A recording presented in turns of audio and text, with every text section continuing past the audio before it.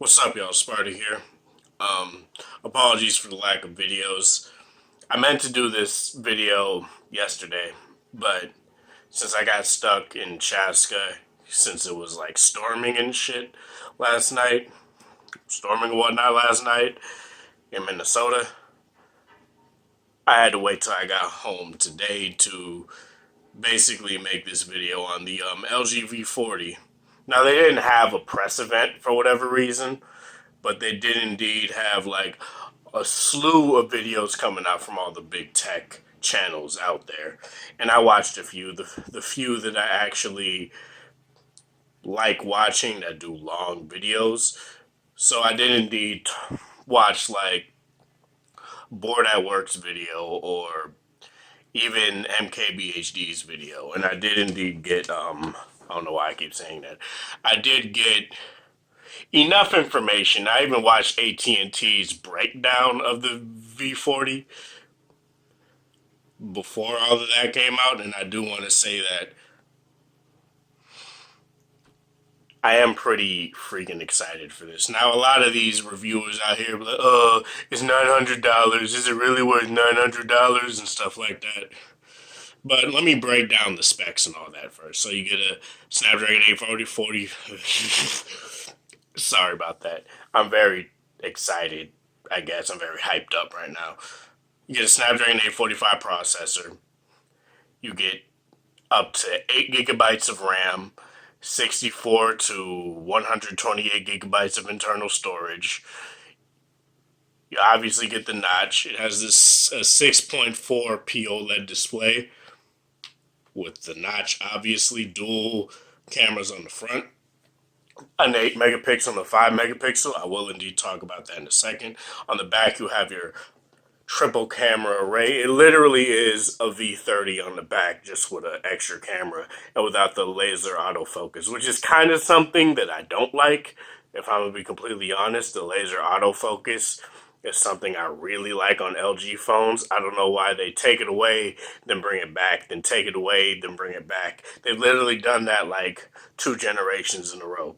Like the G6 didn't have laser autofocus, then the V30 did, then the G7 does, and now the V40 isn't gonna have it. So it's kind of odd that they do that, but I will touch on that in a second. So you have dual 12 megapixel sensors. It's the standard and the telephoto lens for your optical zoom, and you have your super wide angle lens as a 16 megapixel sensor. The wide angle sensor is a f1.9 aperture lens. The 12 megapixel standard camera is f1.5, and the telephoto is f2.4, pretty much like every other telephoto lens on the market. On the front, like I said, it's 5 and 8, and you get like pretty much every feature that the iPhones have when it comes to like portrait lighting and stuff like that, which is something that I really do like. That's like one of the things I really enjoyed about using the iPhone 8 Plus is that portrait lighting. It's a very nice feature, and I'm glad that LG is pretty much the only other company that's doing it to my knowledge, because Samsung isn't even doing it, and they're the main ones competing with Apple right now. Whew, give me a second here. Obviously, you have your headphone jack. It's on the bottom this time, like the G7, rather than on the top, like the V30. You have your fingerprint sensor on the back, obviously, but you have your power button. It's basically a mashup of the G7 and V30. Power button on the right side, like the G7. You have your Google Assistant button on the left, under the volume rocker, like the G7. But it's pretty much a V30 through and through, other than that. What else? I don't remember anybody talking about the nits or whatever of the display, but it does have a 3,300 milliamp hour battery, same as the V30. But I've heard, like Bored at Work, for example, they've had it for a week apparently, and he, for example, pretty much said that he's very satisfied with the battery life. He gets at least a full day out of it.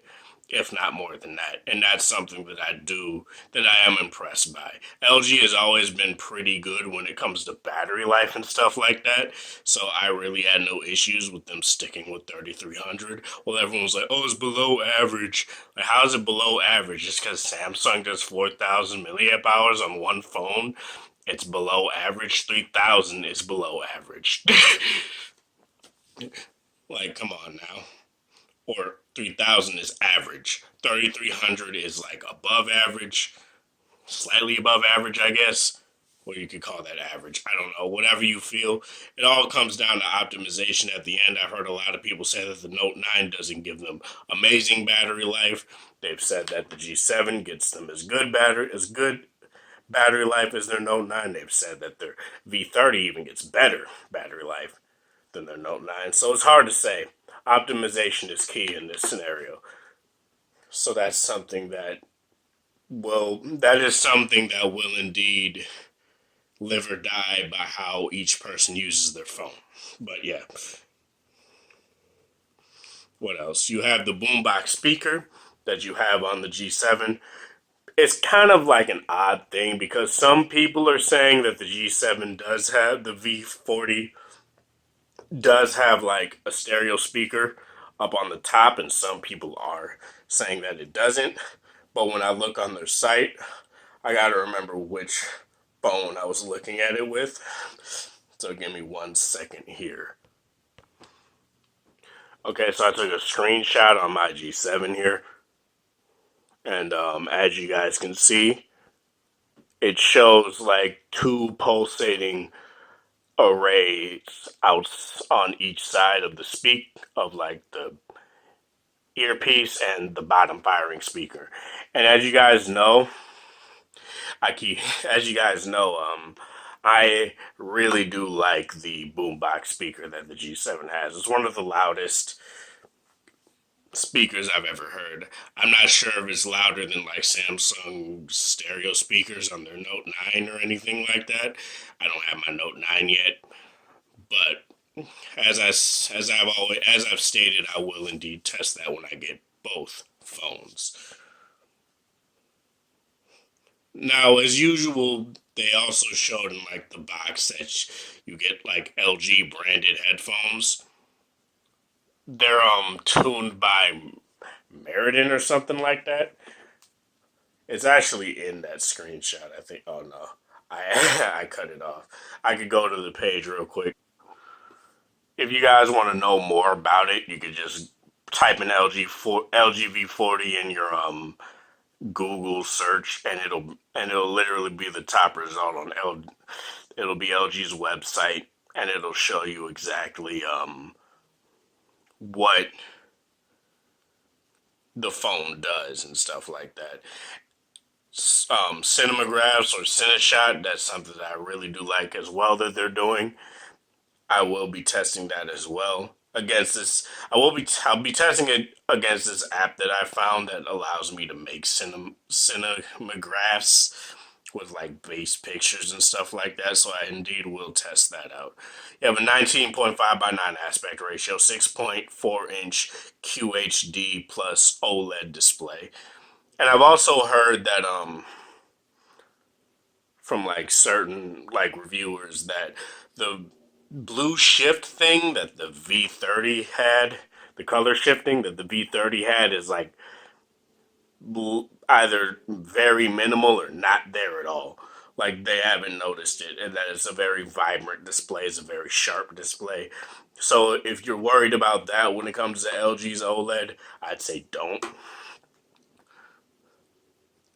And as I've said right here, it literally shows you like, okay, the boombox speaker has like, it's the top, earpiece, and it's the bottom firing speaker, as well as the frame itself being a resonant chamber. So you get this very nice sound when it comes to that. Meridian is what the audio is tuned by.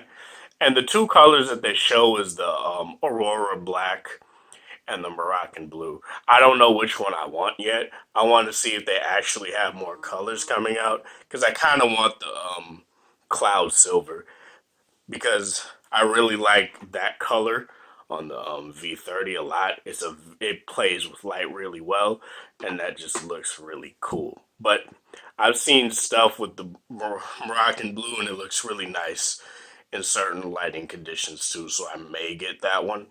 We'll see though. And you get your LG, 2 year protection thing.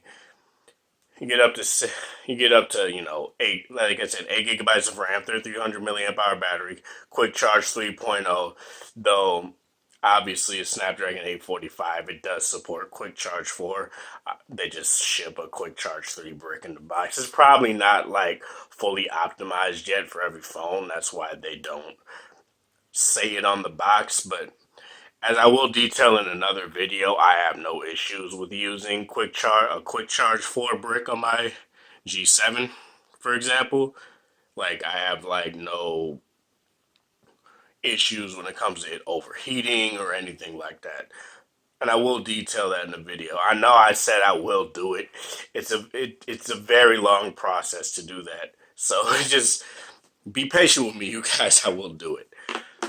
The price is up to $900. That's the base price. And depending on the carrier, if you're a Verizon customer, you're pretty much getting you're getting the shaft there. And it's the most expensive at $980 and plus tax, which is like depending on state, and here in Minnesota it's $50, so it's over $1,000. On T-Mobile, 920 plus 50 is 970. And since I have jump on demand, which I will be using with my V30, but I'm keeping my V30 definitely. You pay $200 up front and you pay $30 over time.